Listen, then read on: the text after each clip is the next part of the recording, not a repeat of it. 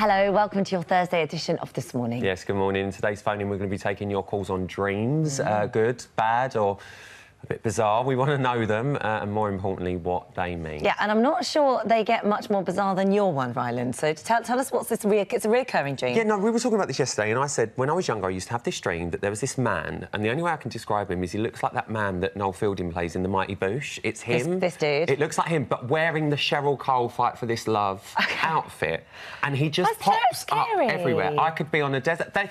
Right, now, this is frightening. I've not seen that, but you are now in my head. But that's what it's like, and that happens through various different dreams. You can be in different since scenarios. I was younger, before The Mighty Boosh, before Cheryl. What does it mean? I don't know, but hopefully someone can help me, and that someone is dream expert Ian Wallace. Hopefully he can shed some light. Good morning, Ian. What does that mean, Ian? Morning, Holly.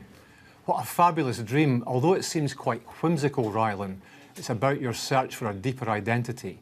And the gold tooth in the dream on Jazzman is about you letting your special talent and power shine through and not being afraid to conceal it from other people. So I'm all right, then? Yeah, you're fabulous, Rylan. That's all I want to know. OK, there you go. Thanks, that was simply solved and not so scary after all. Wow, a childhood nightmare has been restored, yeah, like, in a good way. You should have been Cheryl Cole, basically. Just have dreams about being naked. Do you? Naked, teeth falling out, Mighty You've had them all. Boosh. Yeah, our expert Ian Wallace is going to be here to explain all very quickly after the short break.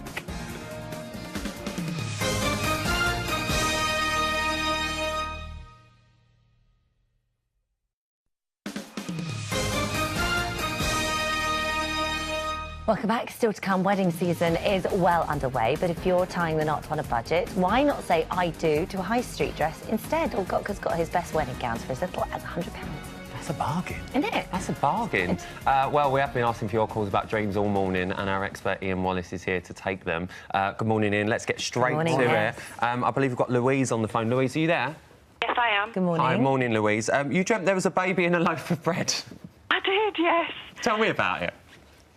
It was one of those loaves that you slice yourself, and the top part of it was it was sliced at the top. Yeah. I lifted the top off. Inside was this baby. I think it was a girl, and that was just the dream. It must have terrified you. OK, so what does this mean? Babies and bread? Yeah, that's a fabulous dream, Louise. So anytime you dream about bread, it's something to do in waking life, about recognising your self-worth, your value. Because bread, as we know, is all about money, it's all about dough. And a baby is some project or plan that's really close to your heart, so some talent or skill that you might have. So this is about some money-making venture, Louise. And what you need to do, because the bread is being sliced, you need to work your way down step by step through it and just work out the practicalities of making your idea happen in reality. Louise, have you got an idea? No. Well, get one. Yes, you should have one, because Yeah, there's something there. In your Do the lottery or something, Louise. It's a business plan. Well, you never know. It works It's a for some. start, It level works by for level. some. Thanks, Louise. Thank you, Louise. Right, we've got Estelle on the line next. Good morning. Morning. Good morning. So you're having a dream. Is this a reoccurring dream, or is this... Yes, it has been over the past 3 months. I've had it about 6 times. OK, and what are you dreaming? Well, it's a grey owl, and I own a pet grey owl, and I've got it on my arm, and all my friends and family try to approach it, and it just goes mad. And then I feel really guilty about keeping it, and I try to set it free, and it comes straight back into my house and won't leave. But in real life, you don't have an owl. No. We just wanted to check. Some people do. Just in the Harry dream. Potter did. Okay, this is true. What does this mean? Yeah, so in your dream, Estelle, when you dream of an owl, it's about some really wise idea you have, some real good insight that you have. That's what owls symbolise. And the reason that your family and friends don't get on with the owl is that you've got some insight, you've got a particular opinion or a belief about a situation that other people don't seem to like, or you fear that they might not approve of.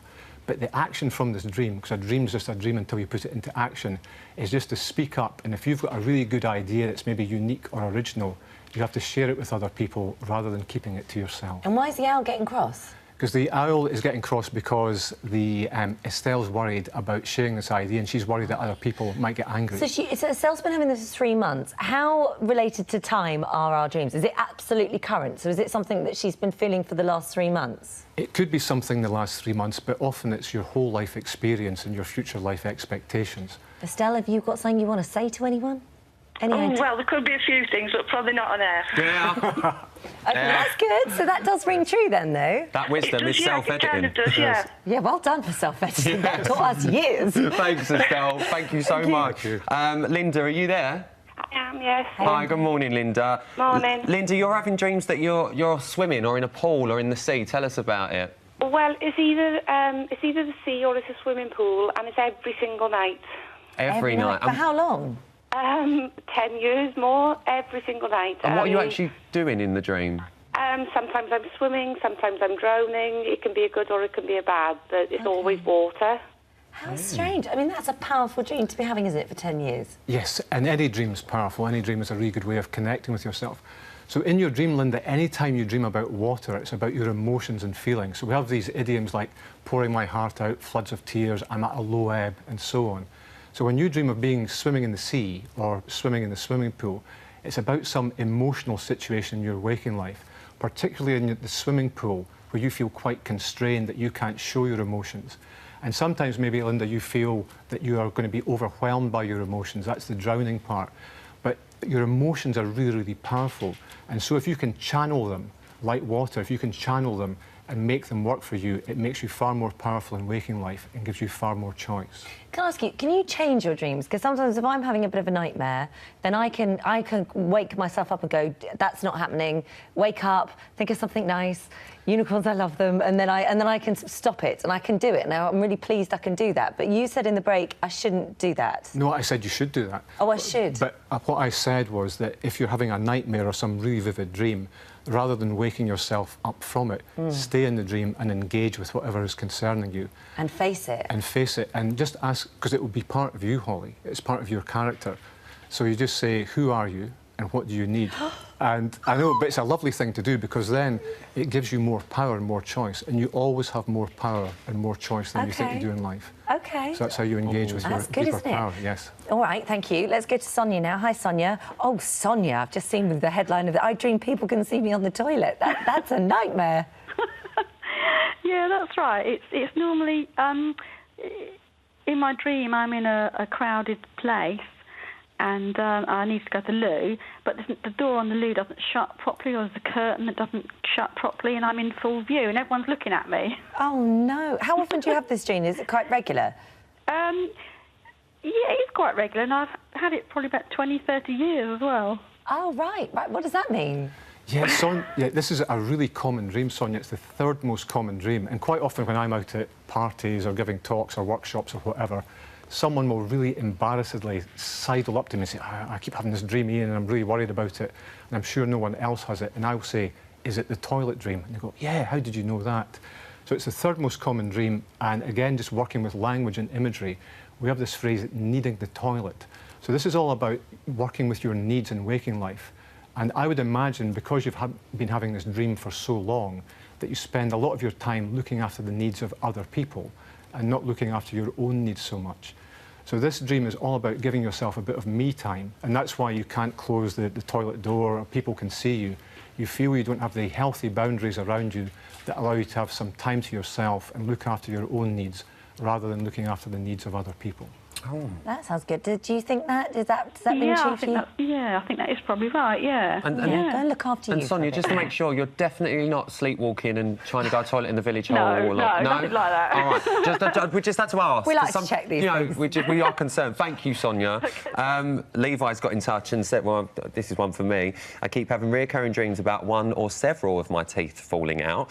I wake up with the sense of panic and paranoia, the same feeling I felt in the dream. It always takes me a few moments to notice that my teeth are all actually there. I've had this dream before, and someone's always said to me that's to do with money as well. I've had this dream. Yeah, so it's not to do with money, It's not to do with old age, it's not to do with going to the dentist, although we all should do that regularly. Yes. It's actually about power and confidence. So Sonia's dream was the third most common dream. This is the second most common dream. So we tend to show our teeth in waking life on two main occasions. When you smile, so when you're confident and happy, and when you're snarling a bit, maybe when you're a bit angry and assertive. So when you dream that your teeth are falling out, there's a situation in waking life where you feel that your confidence and power is decreasing a bit. It's starting to crumble a little bit. So the action from the dream is just to appear confident, even though you might feel under pressure or a bit overwhelmed by something that's going on. Just show up really confidently, show what you can do, and this dream will just fade away. Can I just... What's number one most? Is being chased. And what does that mean? So again, working with language and imagery, we have this word in our language, pursuit, and a pursuit is being chased or chasing something. Yeah. So when you dream that you're being chased, there's some ambition that you're pursuing in waking life, and whatever is chasing you is the key to realising that ambition. Oh, it's good, isn't it? It's I love very it. good. I know, thank you. Thank you for so those. much for coming in. My Hope pleasure. that's helped Thank a you. little bit. Yeah.